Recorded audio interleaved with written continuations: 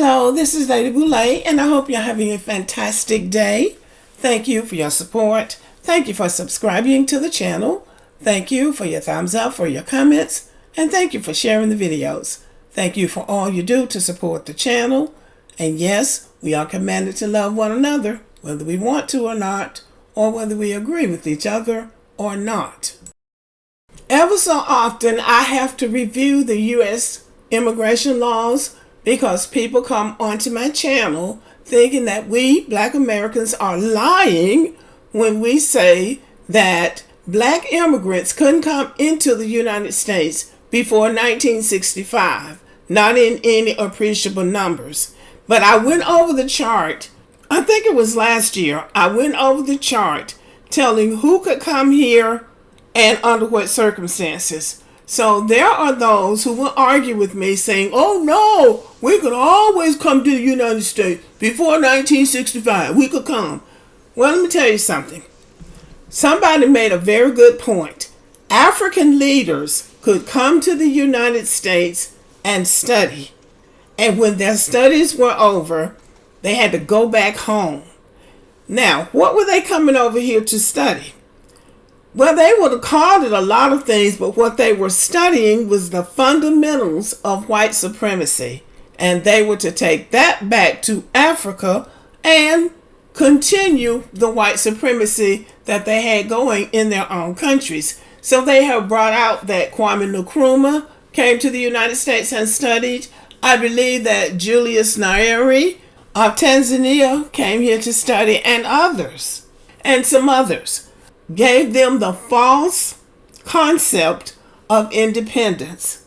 Kenya won their independence, then Ghana won their independence, and so forth and so on. They got their independence from the European colonizers. The only problem was those colonizers never left their countries. And what they did was went back and created another system, and the British called it the Commonwealth of Nations. You're supposed to be trading partners. All of that was a scam to keep those European powers in those African nations controlling their natural and mineral resources. So yes, their leaders could come and study the fundamentals of white supremacy. Now that's what I'm calling it. But we know that they had to go back to Africa when their course of study was up. Number two, they could come to the United States in very limited numbers with the permission of the colonizers. I remember meeting Africans in New York City in the 70s. All of them had a white sponsor. They were having to go see their sponsors, and these were very smart people. They were going to Ivy League schools like Columbia and Harvard and Princeton. They were here with an agreement with their colonizers that they would come here under some special kind of sponsorship. Now, this was in the 1970s, the late 70s, and the Civil Rights Act had already been passed in 65. When that course of study was up, they were supposed to go back home. Now, that's where it got tricky because some of them didn't go back home. And some of them fell through the cracks. And that's why there are as many of them here as they are, because they fell through the cracks. They didn't go back and they didn't get caught. Immigration, for some reason, may not have picked them up on their radar. But when immigration picked them up, IMF came and picked them up at 3 and 4 o'clock in the morning, took them to JFK or LaGuardia Airport, and sent them back to Africa. And if the truth were told, a lot of these Africans that are here are anchor babies. And I'm going to repeat myself for emphasis.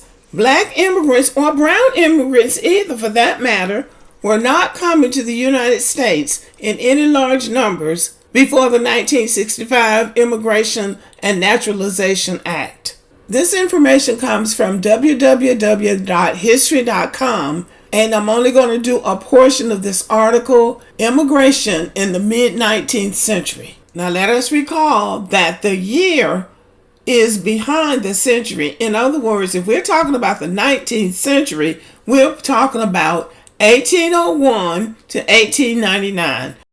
It's at the mid-19th century, so that would begin in about 1850 something. And the article reads, Another wave of immigration occurred from around 1815 to 1865. The majority of these newcomers hailed from Northern and Western Europe. Approximately one-third came from Ireland, which experienced a massive famine in the mid-19th century. In the 1840s, almost half of America's immigrants were from Ireland alone. Typically impoverished, these Irish immigrants settled near their point of arrival in cities along the East Coast. Between 1820 and 1930, some 4.5 million Irish migrated to the United States. Also, in the 19th century, the United States received some 5 million German immigrants. They wanted white immigrants from Europe. This says from the 1840s to the 1930s. And then say anything about any African immigrants or Asian. I'm going to stick with the black immigrants.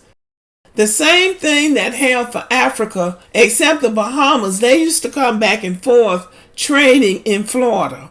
The same thing that held for Africa held for the Caribbean, except that the Caribbean is closer to the United States, and there was a limited amount, there were quotas that could come to the United States with the permission of the colonizer.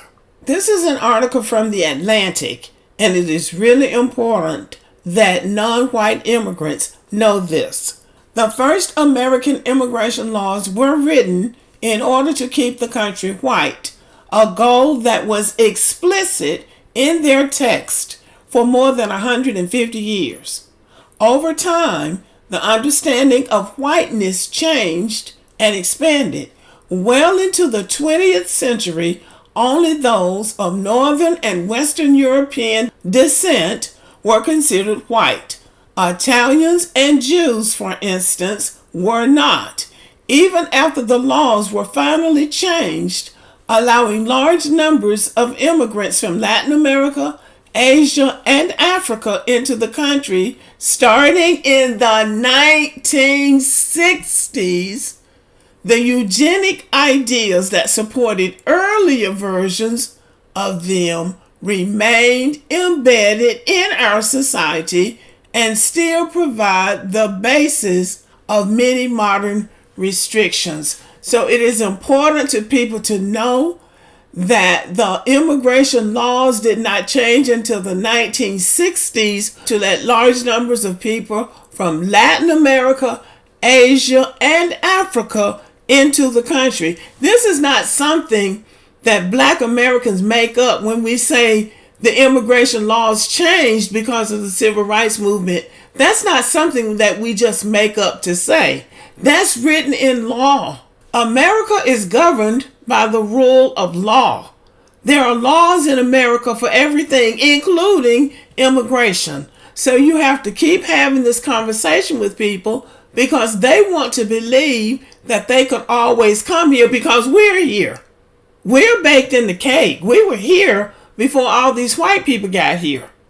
So here are some statistical facts from the Pew Research Organization. 1 in 10 Black people living in the United States are immigrants.